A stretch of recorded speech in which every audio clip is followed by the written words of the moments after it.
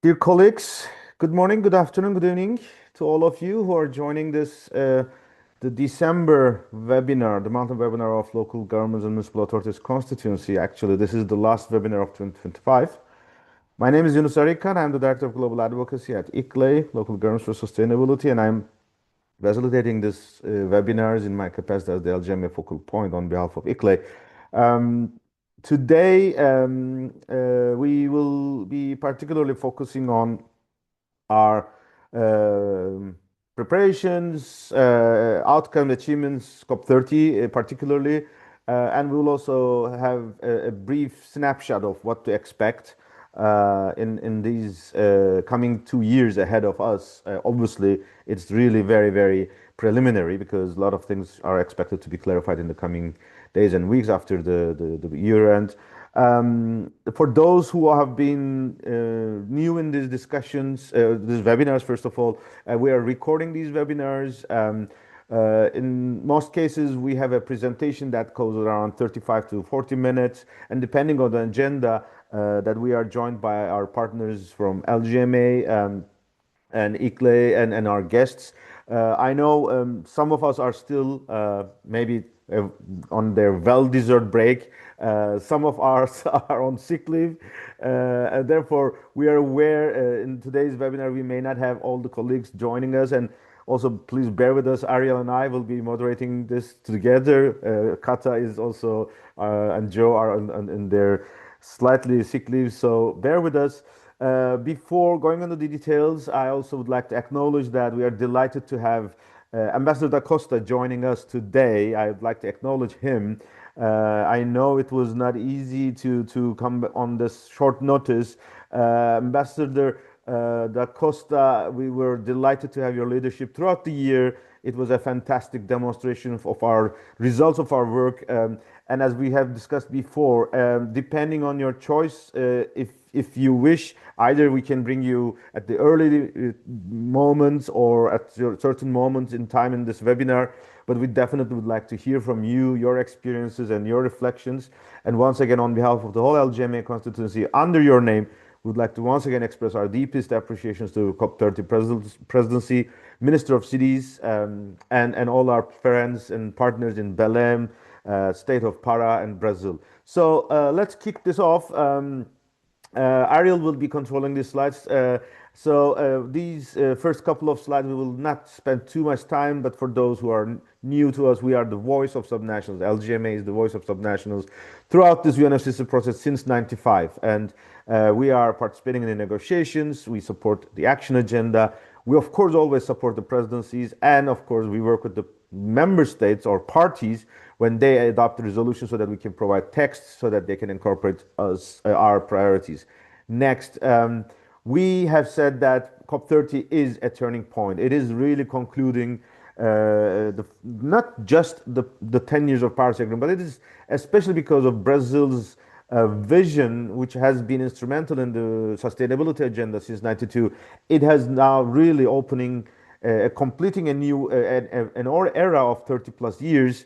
And with the results, we definitely believe that it reached its goals in that sense. So we are very happy that over these years we have accelerated our work. I will not go into details, but we are confident that multi-level action and urbanization is now really much more visible. And of course, our goal is how to build on the Belém outcomes to make it more integrated, systematic into the UNFCCC process. Next. So those who are only following these webinars, we will encourage you to also subscribe to our bulletins, because especially in cases like the daily bulletins of COP30, you can receive all the details with links and other information that is not necessarily possible to subscribe or go through it during the webinars. Obviously, for next year, we are going through our calendar. We will not disclose the concrete dates now, but in the early weeks of January, we'll share with you a revised agenda. Therefore, we recommend you to stay tuned for our discussions. Next slide, Ariel, please. We have all the information of the previous COPs in our website and our agendas, interventions throughout these years. In the presentation, Ariel will also go through what is now available on our COP30 section. But just to let you know that all the information is available so far for future references as well. Don't forget to visit when you need. Next slide. We discussed this is a process that is handed over from the previous presidency and the presidency. The day the COP starts, the first agenda item is the adoption of the presidency. So the president designate the term president designate, which is still the old version here, but now starting the day one of COP, André Delago was the COP president, and the rest of the team of Brazil has run the process. The Azerbaijan presidency was also very active throughout this year, even though we are expecting that the year-round presidency's activities gradually decline, but especially with the mission Troika and Baku Belem Continuity Coalition or Baku Belem Roadmap, Azerbaijan was very active. We once again express our appreciations to their efforts. They were also very instrumental to support Brazil and the UN Secretary in brokering the deadlock or building the solution of COP31 between Turkey and Australia. So congratulations to Azerbaijan. And of course, now we will enjoy the full authority and capacity of the COP30 presidency. Let's go next. So just let's recap. When we started the whole COP journey of this year, we said that what is the essence? We said that this year, because of the NDC's preparations, which is only every 5 years, and because it's the conclusion of the first 10 years of Paris Agreement, we said that if we want to make Belém successful, we have to work at home. We have to make sure we introduce our positions to our NDCs and then make sure the climate debate at home is strong so that when they come to Belém, they are bringing these results. The second agenda was that negotiations, and the third is Belém beyond Belém, the climate governance. Obviously, today we will talk about the first two parts of it, but of course, now that even today we were last week and today we were in the UN Environment Assembly, the Brazilian presidency is already in action in delivering the promises that they will not be just monitoring the adopted decision, but especially the points that they were very active on. They will start to work on it, including the UN process, but also delivery of several initiatives that will be under their responsibility. So beyond Belém will be an agenda also next year. So it's not over. This game is not over. In fact, we are just starting. Next, Ariel, let's continue to the next slide.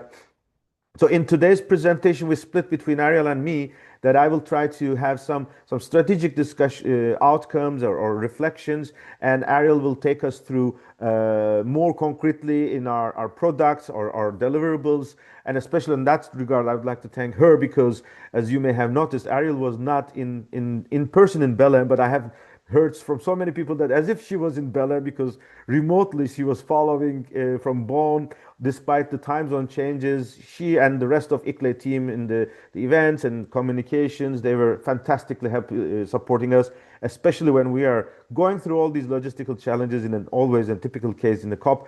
They were the ones who are bringing us together, especially conveying our messages through our daily bulletins and other products. So thanks a lot once again, Ariel and the whole LGMA communications group. So the bird's eye view, what we have seen at COP30. First of all, the framing conditions, we have to be aware. It was not easy.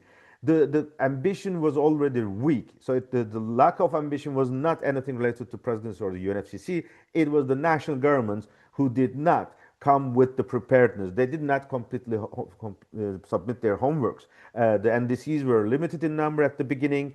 There were less in terms of the global ambition, and there was even backslides in even the countries that we have been working very closely, both on climate ambition but also on multi-level and urbanization.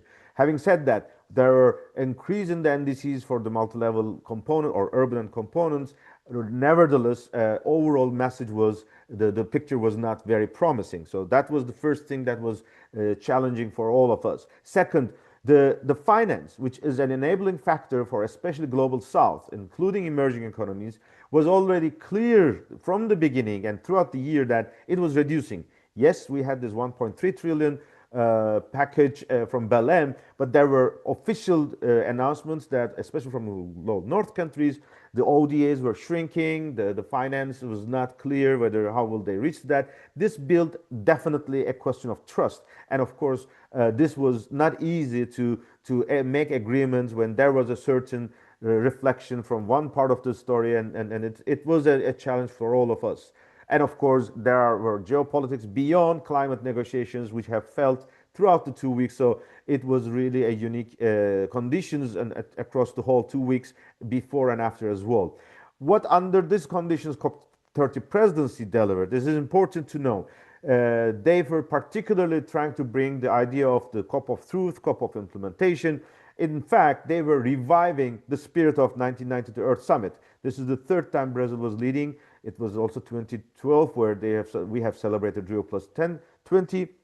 But this year, because of the momentum for the future global governance, they were much more particularly trying to introduce this momentum that it is not just decisions, it is how this turns into action with the citizens, with the communities. And that was the clear vision to host this in Belém, which Belém successfully delivered despite all challenges. So it was really a people-based COP in that sense from the presidency. Presidency, let's remember, Brazil is a global south country. They are a member of BRICS. So if you look at all the results, particularly the emphasis, the most important achievements were the ones that were satisfying or addressing the concerns of the global south, so that they do not turn their back because of all these challenges of the politics. And I think this was important because the global south has rebuilt this confidence in this process, and we hopefully will continue with the better collaboration between north and south. And beyond COP30, that was the message from André Dolago since the beginning. He said that, I know there are a lot of issues that you were not able to see in the decisions, but let me hand this over. But President's prerequisite is that we adopt COP30 conclusions, we conclude this so that I can continue as my presidency role. This was very, very important. Therefore, we were always hoping that Ambassador Lago and his team, Anatoni and all the others, will reach to this goal, and so that we can advance, so that it's not just the negotiations in Belém, but how to build further. From LGMA side, we could say that we were strategic. We were clear that we were going from action agenda to an integrated, systematic, and standalone process for multi-level and urban in the UNFCCC process. We knew it wouldn't kick off that directly in Belém because it takes time, it takes a lot of preparation, but we were confident that we can build a foundational background with the climate federalism of Brazil and the leadership that is coming through all these efforts. So we are still believing that, especially the terms, we will go into that several terms are still powerful for us to build on this process. We were diverse. We were diverse in the sense that we have several entry doors into this process. We had the COP30 Local Leaders Forum a week before Belém in Rio. This was concluded with our political leaders that explain what they want to see in Belém. And we had in parallel the LGMA position as annexes. And literally, this is through the work of the networks, our experts, our hands on the ground, how to translate what do we want, what our leaders want, and how to translate into the negotiations. That was literally the mission of the LGMA network and its positions. And then the ministerial statement. This was most powerful, more powerful than ever before throughout all these agendas. And this was in fact a reflection of ministers of urbanization and ministers of climate into this process. So it's not, of course, the same as the local leaders forum, but this shows that how diversity of entry doors we can have to influence the process. And we've had the highest level engagement for years that we have seen. We had the UN Secretary General welcoming all our leaders. COP30 president, his first sentence was welcoming local and subnational leaders.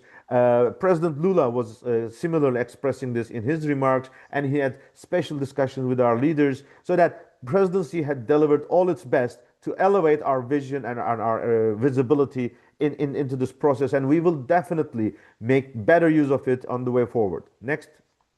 So our legacies, what did we achieve? So in terms of negotiated outcomes, we have direct outcomes. There is a Mutual text which says cities and other subnational authorities in multi-level climate action. These two several words is in fact combination of the Paris decision and the Dubai decision. It may be simple, but it is not simple. Everything in the negotiations and advocacy is building on so many years of work. So we believe the underlying multi-level climate action, and we are part of it, is still a very built, powerful foundation. We have mitigation text, which refers to governance, multi-level governance, which was not the case even last year. And in the adaptation indicators, we have human settlements reference as well. There are indirect references, which is the just transition mechanism, which was so important for all of us at the local level. We have contributed a lot. It is adopted. It is now a reality. It's a process inside the UNFCCC, which was not easy. It doesn't directly refers to local and regional governments, but it is in the making. So we will be able to shape it, and we're confident that we will be actively involved. Gender plan, again, an important agenda for local level because we are bringing the citizens into this process, and it's good that gender plan is available. Action agenda, global implementation accelerator, Belém mission 1.5. These are not anymore just the presidency-led initiatives. They are foreseeing a citizen engagement, stakeholder engagement. Therefore, we will play a role in that. Then the implicit outcomes, the presidency's roadmaps on deforestation, transition from fossil fuels. Of course, we will be part of these efforts because it was part of our calls as well. So this means that we have so many tools in our hands. The second thing, let's remember the multi-level NDCs are still up in their national capitals, and it's time for them for their implementation, and maybe more to come. In that sense, we are ready to work with champ and non-champ endorsers to make sure that their commitments that they put to the table is now becoming a reality. In that regard, we have a powerful project of our acceleration solutions under the Activation Group 11 on multi-level action, led by Antonio da Costa and all his team in this process, so that we will use this effectively, so that we will continue for the implementation. There are in habitat analysis, you will see details. We have a UNFCCC one-stop shop. We are now able to bring these more effectively into the process. And finally, we will continue our bottom-up leadership, as we have seen that we are going forward with our town hall COPs, our country platforms, and subnational transition plans, so that this will be staying, making our machinery move forward, whatever happens in the UNFCCC process. So in the next couple of slides, we will just celebrate some of the moments that we are very proud. That is just a visual reflections, and in fact, most of them, sorry, all of them are available in our bulletins and links. Ariel will go through it, but here is the picture with the UN Secretary General, President Lula, with Mayor Sefiani, and Brazilian mayors and ambassadors and governors. That was really significant moments at the beginning, and at the end of COP, we were strong and visible. Next are definitely the day, the city's day, the family photo you see on the left, and our opening of our hub, and Ambassador da Costa, together with Minister Filho, Ana Claudia Rosba from UNHabitat, Mayor Jame from ICLE, and the rest of LGMA community were really opening this space for us during this first 3 days. So next, you can see here full diversity of our voices in all relevant UNFCCC negotiations. It was a remarkable collaboration with all the leaders, our experts, so that you see how diverse we were able to intervene and convey our messages. And these are all providing inputs both for the outcome of COP30, but also for future work. Let's go next. The three important press conferences where you can see together with the opening with our LGMA position, we had together with Minister of Cities Filho, Anatoni, Mayor Jame, and Governor Newsom. And on the last day, we had C40 bringing together Mayor Garcetti and Mayor Sefiani and the networks onto the stage. These are webcasted. These are available on the UNFCCC resources. Next. And documentation, we have the chair summary and the urban component of NDCs based on 2025 data as well. Ariel, as far as I know, this was our high-level introduction, and now you'll go through the details. But maybe since Ambassador da Costa is here, I was just wondering, Ambassador da Costa, whether you would like to come in now, or you would like to continue to wait for Ariel's further information. Ambassador da Costa is now one of the participants, but If you wish, Ambassador has just raised his hand. Ariel, let's elevate Mayor Ambassador Da Costa with his camera and phone microphone. Should be coming online now. Perfect. Yeah, absolutely. Excellent. I don't know if you can see me. Yes, I we hope you see you. We hear you very well, Ambassador Da Costa. How are you? I'm survived. Survived. Survived. Ambassador, the floor is Okay, yours. So we thank you were very eager to hear much. your reflections. Okay, I think I share your views. I think when we ended COP30, we were a bit anxious of the fact that the results that we wanted were not necessarily there.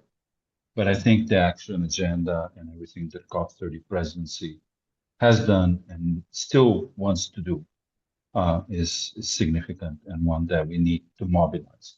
Which brings me to the main point I would like to make right now before I leave you. First, obviously, I remain committed to everything we have been doing together with LGMA and other actors.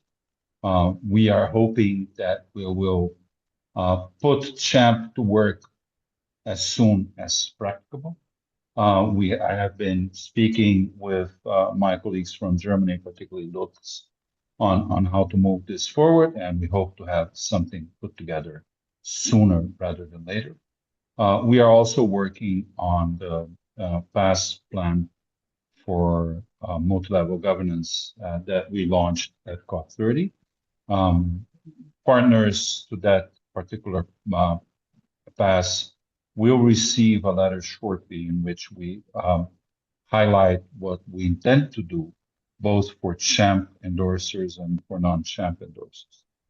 Finally, Minister Jade Filho and his team, including myself, we have been thinking on ways of keeping the conversation and the activity going and making sure that for the next COP, COP31 and COP32, we are better prepared in terms of making sure that the negotiating agenda and the action agenda and what we've been trying to do is put together more closely and better aligned.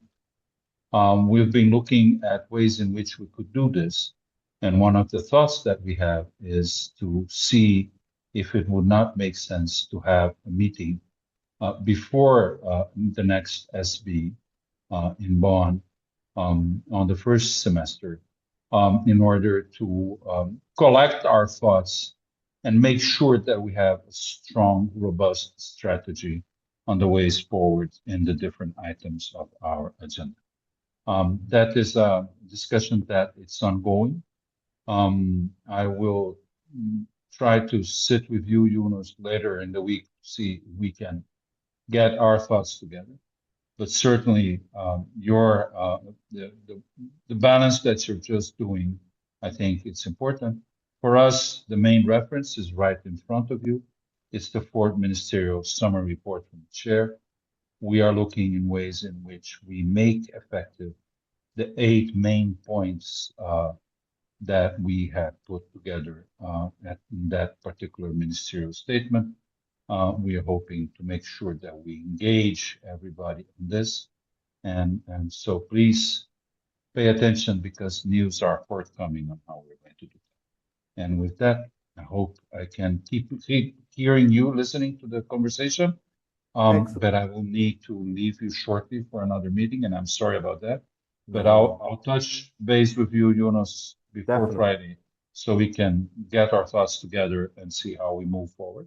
But the idea is exactly the one of getting start walking Yeah, briskly by January, so that when we get in Bonn, we are better prepared, more exactly. fit for the action that we want in Excellent. terms of cities and urban agenda. Thank you very Excellent. much. This is fantastic, Ambassador. It's so good to see continuity of your leadership and passion and vision. So we are more than happy to work with you. In fact, during the UN Environment Assembly in Nairobi, we were communicating with the Brazilian presidency. Ana Claudia was there with Inger Anderson. We were reflecting on the achievements of Belém. So definitely, we have a huge road to go together, walk together. And we once again thank you very much for you, your team, all your colleagues. This was a fantastic leadership, hospitality, and being partners in crime was something that we were so proud of. I'm sure you will see some more things that you would remember from COP30 from the slides of Ariel, and we will continue in the next days so that we continue this debate. Thank you very much. Ariel, now back to you. So please take us through. Great, thank you. Let me do a bit of housekeeping here while I switch over to myself. Yes, great to be with everyone, and thank you, Ambassador DaCosta, for all of those inputs. I wanted to, first reflect, as Eunice said, I wasn't on the ground with all of you, but first off, just to express my congratulations to everyone who participated within the bounds of the constituency's work. I think this year was really tremendous, and just want to reflect back to you some of the successes that we saw. And I think, my point here is not to necessarily just rehash all of the things that we did, but to reflect a bit on some of the ways that we approached this differently this year that I think added to the power and kind of diversity and unity, as Eunice was saying, of the constituency, and things that I would definitely want us to repeat in the future. So, as Eunice said, we went into this COP with, a strong set of kind of negotiating documents. The first was the basis for all of our interventions, the joint position that had kind of these five calls to action in it. We made them available in Spanish, Portuguese, and French, hoping to, obviously create as much, uh, get those out as far as we could, essentially. And I think this position also sort of responded to the needs of the different networks in the constituency to have, a very short document that some of our networks need to bring positions like this to a vote. If they're going to endorse, other ones can take it up within the operations of their network. But basically, we were able, with this process, to also change a bit of the way that we focused our ask, or sort of who we focused on for endorsements. So in the past, we've kind of opened it to all comers. Individual, local, regional governments could endorse, but this year what we did was really focus on the networks within the constituency. And so if a local regional government came to us and said, we're looking to endorse this position, we asked them to go back to their national or regional networks that they're a part of, that they're active in, and bring them into the fold and ask them to endorse the position. And I think in this way, we were really able to get quite a huge global coverage, over 50 networks. So that's representing, tens of thousands of local and regional governments around the world. And that was really exciting to see. And I think something that we would be looking to repeat in the future. Um, for the guidance for negotiators, I think this also was a nice expansion of the kinds of topics that the constituency is expert in. So coming together to not only talk about those negotiation topics like adaptation or just transition, but also to expand into a broader multi-level governance and urbanization focus into topics like food, which is obviously coming up as a very important topic. And then also with the 2025 action agenda and looking at some of the changes that will be coming to the UN. And then finally, the LGMA Compendium of National Mobilization Strategies was released during COP. But I think this piece, particularly as an offer to national governments, can continue. It's not, time bound to COP30 by any means. And I think could really serve as a great kind of place where we can point, our national counterparts to these strategies that networks within the constituency have developed to further multi-level NDCs and other multi-level climate action. Um, Another piece that we had was our outcome statement. So I thank you all again for your participation in this, not only in helping to write it, but also then a diverse kind of representation of quotes and folks supporting the statement coming out of that. So that is a quick turnaround. I think shows the kind of yeah, just sort of fast reaction time of the constituency and how dialed in all of the different organizations are. So thank you for that. Another piece that we wanted to point out was the local leaders forum outcome statements. There were a couple of photos that Eunice shared of, President Lula receiving the outcome statement of the UN Secretary General receiving it, and this has a direct reference to the LGMA in it, but even beyond that, really it, very much is aligned with, what the LGMA is trying to achieve through the position and more generally. And I think we were really happy to have this very representative document kind of available as a really nice piece to be representing all of the many networks who were involved with the local leaders forum. So you can see all of the endorsers there. The Cities and Regions Hub was another excellent platform for the LGMA, so co-convened by UN Habitat and the LGMA with ICLEI as the focal point. And then, of course, with the wonderful support as the host, the Ministry of Cities. And that was really also innovated in this neighborhood of pavilions, all focused on the urban space, on urban infrastructure and water and disaster, kind of creating this really large platform for urban issues within the COP space.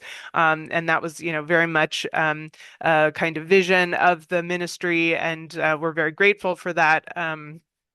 And of course, the hub itself, had 25 partner organizations, dozens of events throughout the 2 weeks, cut slightly short by a fire at the end, which I'm sure you've heard about, but not in our pavilion. And yes, so we were very happy to be able to have that platform really showcasing the LGMA with wonderful interventions. In many cases showcasing these national mobilization strategies and other, very much cross-cutting topics. Here are some of the hub or all of our partners. So great support across the board, especially from our Brazilian partners. We also had an event to open the neighborhood that was very exciting on the first day of COP. So I think I've already talked about these highlights there, but yes, great just moments, and you can see the kind of streetscape that was there with bike lanes and pedestrian walkways, sort of yeah, evoking the urban space. And then just personally, I wanted to just cover some of the communications results from this year. As Eunice said, we tried to keep really, the idea is to bring the work of the constituency out to the world who's not at COP. So certainly, some part of the mandate is to keep, the constituency members who are at COP well aligned, but really we see our goal as, broadening the scope so that when, a member of the constituency is giving an intervention, they're not just giving it to the people who are in the room. We're trying to get that out to a wider audience. And, whether it was daily video recaps from various representatives from the LGMA, media releases. We were doing also kind of real-time text inclusion recommendation documents that would go out to the national focal points. And just generally, also, I would say, like, focusing on the sort of professionalism of the constituency and making a there. So one thing I was happy to see this year was 150 media mentions of the constituency, which I think was really reflected by our Brazilian partners embracing the LGMA as a kind of initiative that they wanted to talk about and be a part of, include in their press releases and that kind of thing. And of course, other mentions as well, but just very appreciative of that kind of embrace of the LGMA from our national partners there. And then you'll get this presentation afterwards, and we just have the full list of resources there. And I think then I can turn this back over to Eunice. So, Eunice, I'm going to get you in the spotlight in a minute. Hang on here. Thank you. Thank you, Ariel. Once again, thanks a lot for really nice compilation. And it's really so good to see all in one, let's say, box so that reminds us our sleepless nights and tired days were not for nothing. So we definitely left a very good footprint and built a strong basis. So what next? So you remember these slides we are trying to adopt. There are, of course, some information that is still to come. But now we are in a 2 years process. One of the really interesting, exciting processes that we will be going through. We are now focusing not just only 1 year ahead, but 2 years ahead. And that's exactly in line with Mayor Ambassador Da Costa's vision that we will be thinking of a longer term strategic engagement. Yes, on the left side, we will continue with the presidency teams. Of course, we will see, wait for them how they will run their machinery with hundreds of staff. Some of them will definitely not be involved. But as you have heard, even yesterday, President Lula has ordered released an executive order that he wants the guidelines for the national transition from fossil fuels in the Brazil, together with Minister of Energy, Cities and Environment, that shows that Brazil is sticking to its commitment that they will lead by action. Here again, this deforestation and transition roadmap is something we added new, and we will see how this evolves. In between, we have this ministerials that will be traditionally happening in March or in May.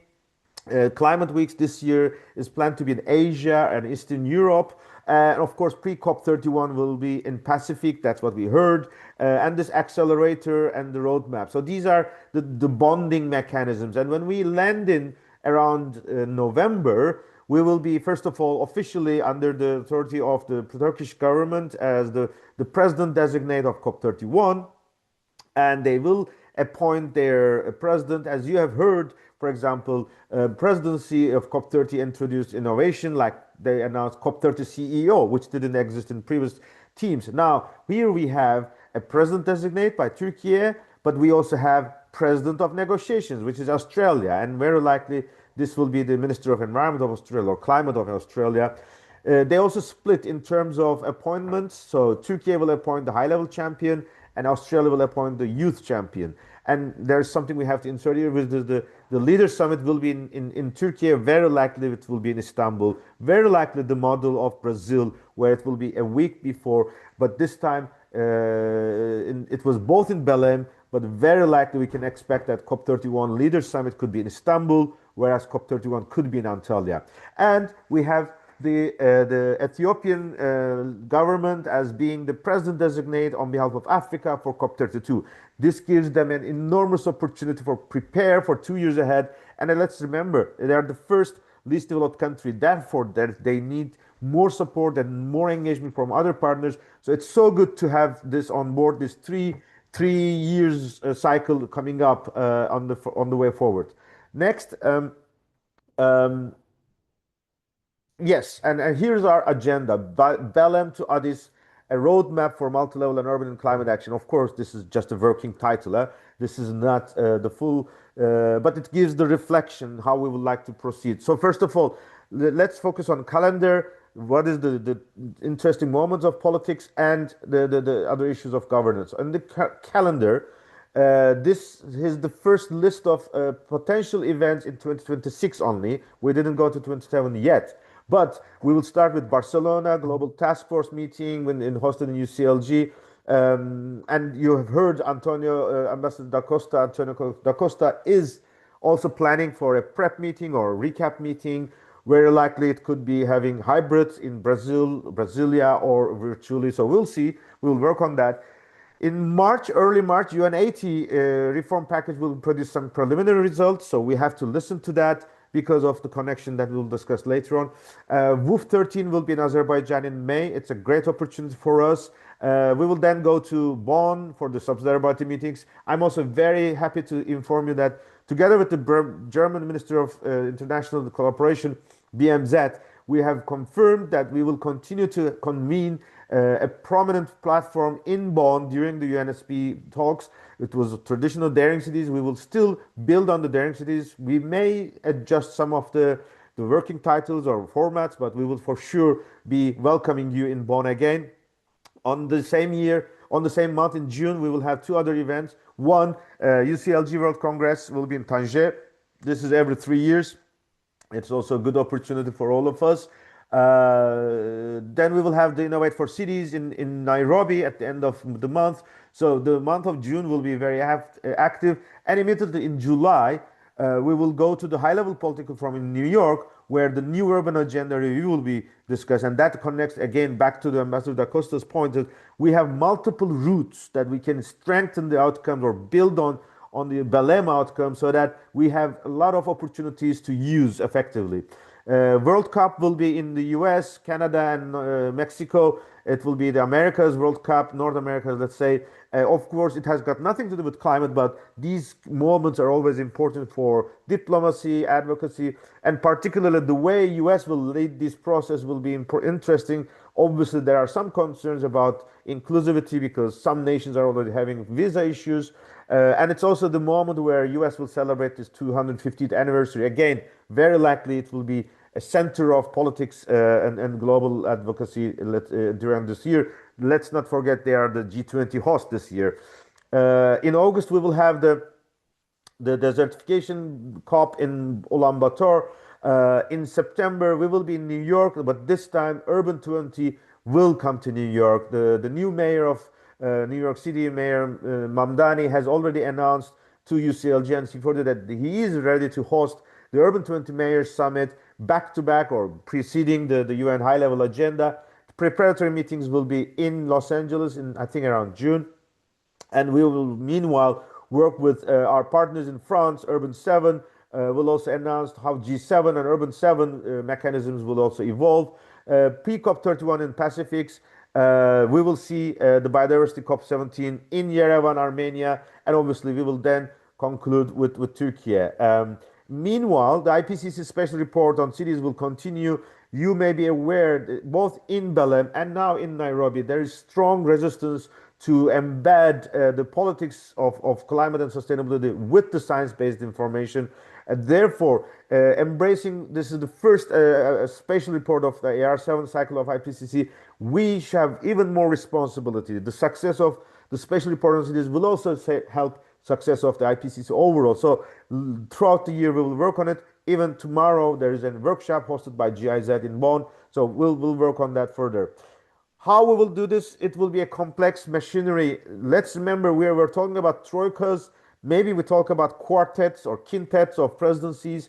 This is the Brazilian, Turkish, Australia, Ethiopia, and India. Very likely, we have to think how they will function together. Meanwhile, it's an interesting composition on the non-UN process. G20 and G7 presidency will be shared by US, UK, and France for the next 2 years. That I haven't seen this like that before, so I don't know how they are just choosing their presidencies. But you see, there's one part of the, and there's, let's not forget, there's UN Habitat Assembly led by Malaysia, UN Environment Assembly led by Oman. So these countries will have particular role, and let's hope that there is a certain, let's say, separation like global north in the outside process and global south in the UN process. Let's hope they will make an effective dialogue and collaboration, but instead of separation further. So that will be our wish, and we will do our best to play this bridging process if possible. And in the middle of all these, UNEP and UNFCCC will lead the UN80 reforms on environment. That's a very unique combination again. And we will be seeing this year the appointment of the new Secretary General, who will start from the 1st of January 2027. Hopefully, we will call her as Lady UN Secretary General, because that's the demand from the many stakeholders for a long while. And there are expectations that will come from the Latin American region, but you never know. The Security Council, the Big Five, they will define.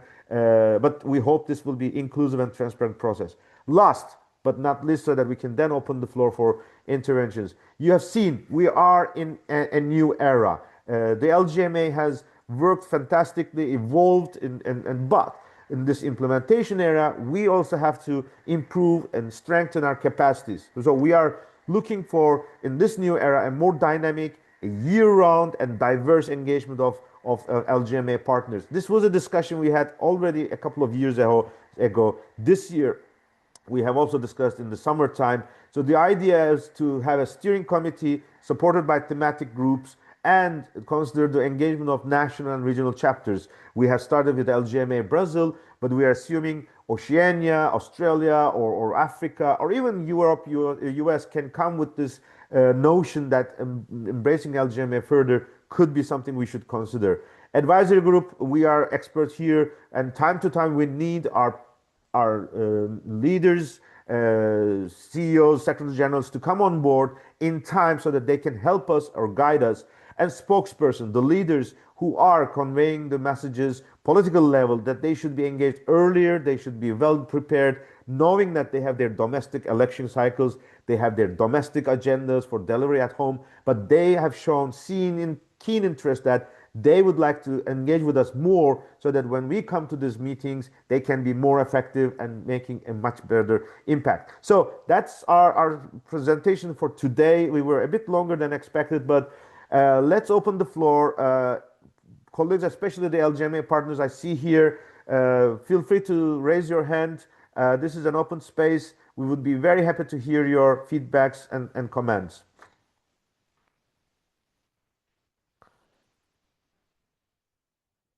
Just to let you know, Ambassador Costa is still here listening to us, so it is also good that he's with us. I see first hand raised. Asani Olumide, Samantha Morgan. Asani, apologies if I do not recap your affiliation immediately, so please introduce yourself. And I also see Dora from Salga, which is great to see you joining us, Dola Marema. Asani, let's hear you from you first. Good evening. Good evening. Good My name is evening. speaking from Nigeria. Excellent. All right then. First of all, I joined this meeting not too long ago, but secondly, I want to commend you for what you've been doing all this while. Then I need to acknowledge the fact that I saw you at the UN Environment Assembly at the opening section. Exactly, I saw you. I went online. So I don't have much to say than to commend your effort for all you do. Thank you very much.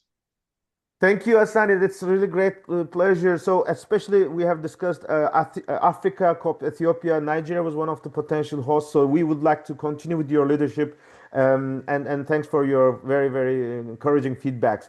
Dora Marema from Salga, great champion and warrior of the LGMA constituency. Great to see you back.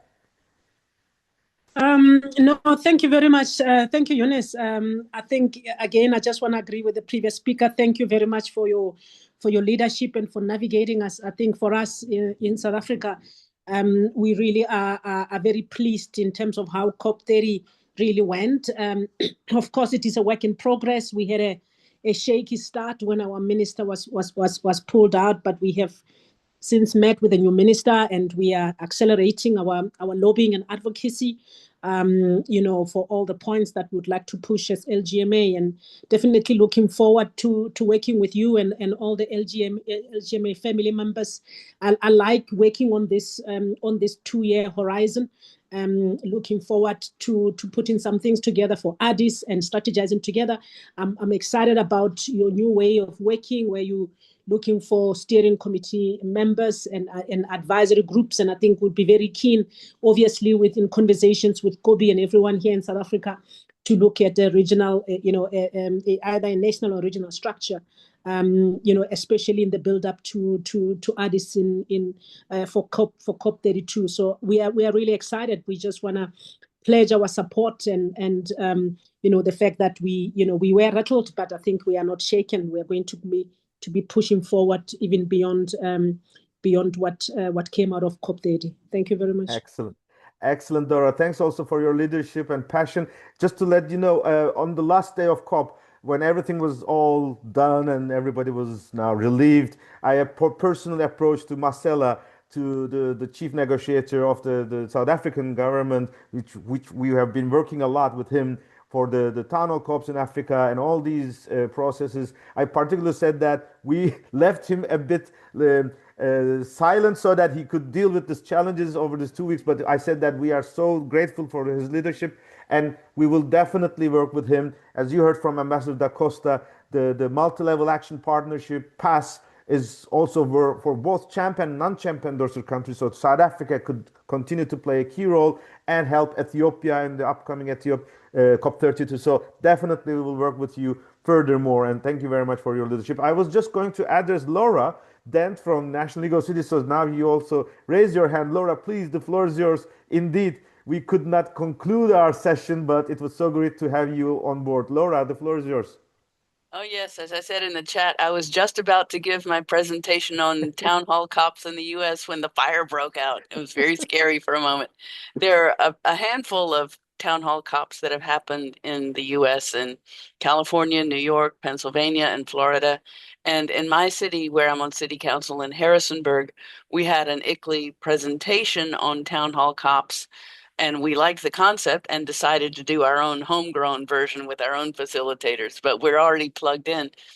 And now I had a fantastic time at COP30. I felt like in some very real way I was representing America, because in the vacuum of not having the US government there, which in a way is kind of a blessing. I mean, they would have been bullying people into fossil fuels, right? So I was there bringing the message as the ambassador from the National League of Cities that we are with you. American cities, towns, and villages, and state governments, many of them are actively pursuing climate action. So that felt like a really important and well-received message to bring to COP. And I'm looking forward to Turkey next year. I hope I can still go. Thanks. Thanks, Laura. This is really a fantastic testimony, and I'm very happy, especially the flow of these last two interventions from South Africa to US, which we know over the media there were some difficult dialogues, but at the local level, you see, we are all together. And Laura, it's particularly good that you to hear your commitment both as your city and council, but also as National League of Cities, because this year, as we discussed, the Urban 20 will come to US next year. The year after, G7 will be also led by US. So US Conference of Mayors, National League of Cities, all the climate partners or other partners, America all in. We need your leadership, and we also ready to stand by you so that you can manage this process, so that you don't feel alone. Definitely will be more agendas to discuss further, but it's so good to hear your continuity of your engagement and passion and commitment. That's really great. Dora, I see your hand again. Is there a second point you want to raise after hearing what has been discussed? No.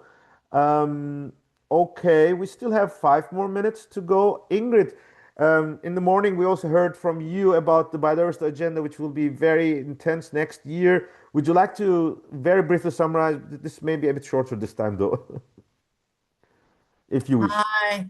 Hi, thanks. No, I'll do it very quickly. I'm really just going to look at the year ahead. It's a really important year for biodiversity next year. We've got two biodiversity COPs. The one is obviously the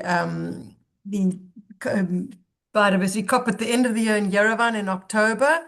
But the other one is the Convention on Migratory Species, which is in the beginning of the year, and it's also taking place in Brazil in Campo Grande.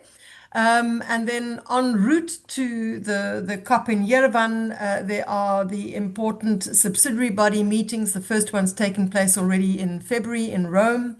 The second one is in August in Nairobi.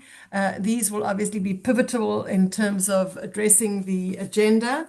The COP is going to focus predominantly on implementation progress. This is the first time that there's a global review of collective implementation progress being done on the Global Biodiversity Framework. So that's going to be a key feature. And then I think the other thing that I just wanted to mention that is really important is you mentioned the WIF. That'll obviously also be a big date for us from a biodiversity agenda perspective. But there is going to be a nature positive summit taking place in July in Kumamoto in Japan. And ICLEI is very involved in that. We are a member of the Nature Positive Initiative. So that clearly is also going to be a key milestone in the journey. And then just to mention briefly that although the sort of details of the COP, Yerevan COP still have to be developed and identified. We are planning a summit. This will be the 9th summit, which will take place, and it's the summit of subnational governments and cities. And we're going to be focusing also very much on implementation progress, and particularly the commitments made and the actions taken at local and subnational action. And I think I'm going to stop it at that because we're running out of time. Thanks, Eunice. Thank you, Ingrid. Indeed, this convergence of nature-related mechanisms and the Three Rio Convention was also a big debate in UN Environment Assembly. Unfortunately, in the climate negotiations, there are some difficulties, but we discussed that annual review of the Three Rio Conventions, local and subnational implementation will continue in Bonn. So we count on your leadership and contribution to that so that we move this agenda further. I see a hand from Frederick, but before Frederick, I apologize, but although she has not raised her hand, I want to acknowledge Bianca because we started with Ambassador da Costa. I wanted to particularly acknowledge Bianca. If she is suitable, I would like to invite her on behalf of ICLEI's South America Secretariat and LGMA Brazil, which is for the whole fantastic hospitality. If she's still with us, I think she's left. I was trying to catch No, her. I'm here, Yunus. Ah, fantastic. Come, Bianca, please. It would be good to hear you and to recognize your all your collaboration, not just about the networks, but also on behalf of City of Belém, State of Para, and all Brazilian partners. So let's give you the last floor. No, Yunus, thank you so much. I just want to acknowledge all of the efforts from the LGMA constituency to make our work very well done in Belém. It was a pleasure to work with the Ministry of Cities, but also with all of the other networks that worked with hands tied to us to make this happen. And even though the negotiations outcomes was not as bold as we wanted to be, I think that LGMA constituency made a great job in Belém on the ground. I think that we have legacy from the LGMA National Coordination Group. We have some legacy from the Brazilian presidency. And here in ICLEI South America, we have learned a lot with this process, and we are always available to everyone from the constituency to exchange and keep the process going as far as we can and as good as we can. Thank you very much, everyone, and congratulations to us all. Fantastic, fantastic, Bianca. Under your name again, a big congratulations to all Brazilian leaders. It's so good that you're still motivated, that you are not dragged out of or dragged all these efforts. But I think after the conclusion, you always come back with a renewed commitment because we know we are on the correct path for the future and our efforts are not for nothing. At least from the LGMA constituency, we are doing our homework. I also would like to thank all the contributions in the chat box. Samantha from the UK, Jan from Paris, he was always supporting us, and especially for you, Jan. Good luck with the elections in March. And we also had very good discussions with Gregor and Benoit in Nairobi, and Gonzalo from Bolivia. All the colleagues who have either typed in, but also even by participating without necessarily putting any feedbacks. We appreciate your support. I know it's 1 minute over. Frederick, I give you just 1 minute so that you can hear from you, but then we will wrap up. Frederick, can you introduce yourself once again as well? Are you here, Frederick? You seem to be muted. Ariel, is there anything we can control on unmute? Maybe he has some difficulty. Yeah, he would just have to unmute. Frederick, let's stay in touch. we are more than happy to receive your inputs on the LGMA at iclea.org. You will receive the links to the presentation. We all wish you a safe and well-deserved end of year break for those who celebrate for other purposes as well. Come back with a renewed energy and momentum. You heard from Ambassador Da Costa. This is not over. We are just starting a new era, and this era should be much more fruitful than ever so that we can complete our commitments and make sure we have a decent life for all and in a safe and habitable planet for all of us and future generations. Thank you very much. Thank you all, and we'll see you again.